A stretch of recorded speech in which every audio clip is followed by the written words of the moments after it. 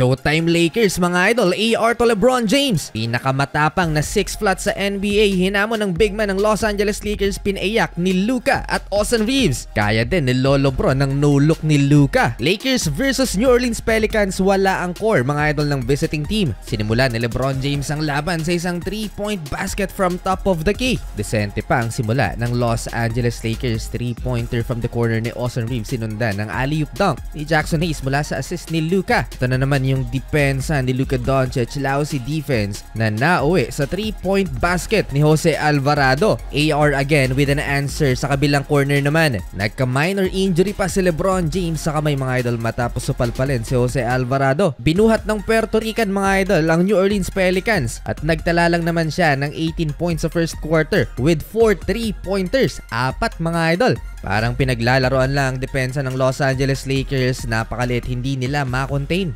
Tinatawanan lang ang home team, nagtala pa ng back-to-back 3-pointers mga idol. Ang rookie na si Dalton Connect pa ang nakapagbigay ng spark sa opensa ng Los Angeles Lakers para maidikit ang laban. He scored 8 straight points mga idol sa final 2.5 minute ng opening frame. 30-25 end of first quarter lamang mga idol ng 5 ang New Orleans Pelicans. Simula ng second quarter, sinimulan ulit ni Dalton Connect ang opensa ng Los Angeles Lakers, 10 straight points. First player to score double figures para sa home team. Kumakanana ang dalawang superstar ng Los Angeles Lakers, LeBron James, 3-point basket and turnaround elbow jumper. Cutting baseline, Luka Doncic adds another 2-pointer for the Lakers mula sa assist ni Jordan Goodwin. Unti-unting nabura ang lamang ng New Orleans Pelicans at nakalamang pa ang purple and gold.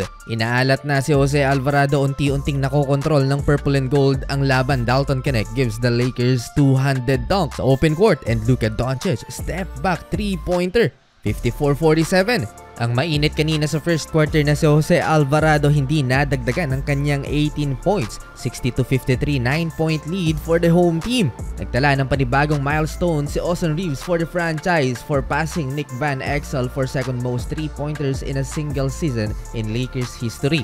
Third quarter mga idol, sa pool ang kaligayahan ni Jackson Hayes nang matuhod ni Kelly Olynyk. Masama ang lagay ni Jackson Hayes, matagal na nakatayo mga idol dahil malala yung pagkakatuhod ng Pelicans big man. Tuloy ang laban, 3-pointer ni Austin Reeves laban kay Jose Alvarado. Nakasagot naman mga idol ang 6-footer guard ng Pelicans at pinagtatrash talk ang Lakers crowd. Pati na si Austin Reeves gustong sirain ang laro ni AR mga idol, hindi rin tinitigilan ni Jose Alvarado. Kung gustong patahimikin ng purple and gold mga idol si Jose Alvarado, Luka Doncic, step back 3 and Austin Reeves na naman 3. Grabe din ang tapang nitong Pelicans guard mga idol, papatulan pa yata ang big man na si Trey Jemison III. Na-foul kasi siya, ang masama lang and nag-stare down itong Lakers big man. Pumatol si Alvarado, ayaw paawat sa kanyang teammate na si Yves Missi mga idol at tinuro-turo pa si Trey Jemison III. Talagang papalagan ng 6-footer mga idol. Kanina angas na angas itong si Jose Alvarado, ngayon pinapaiyak na siya ng LA Lakers. Kumakana si Austin Reeves at Luka Doncic. Umabot pa ng 13 points ang biggest lead ng Los Angeles Lakers sa third quarter, pero natapos mga idol ang quarter na to lamang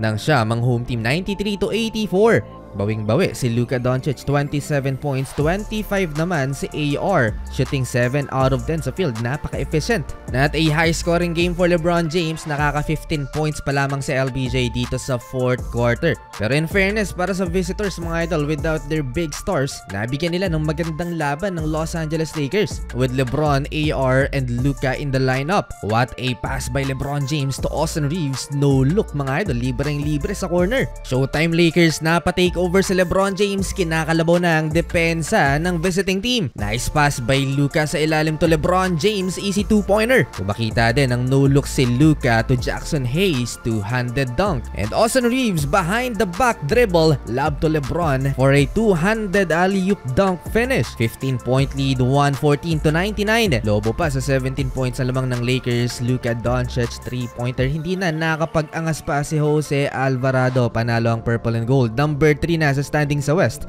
ang Lakers. 27 points for LeBron James, 35 kay Luka, 30 points for Austin.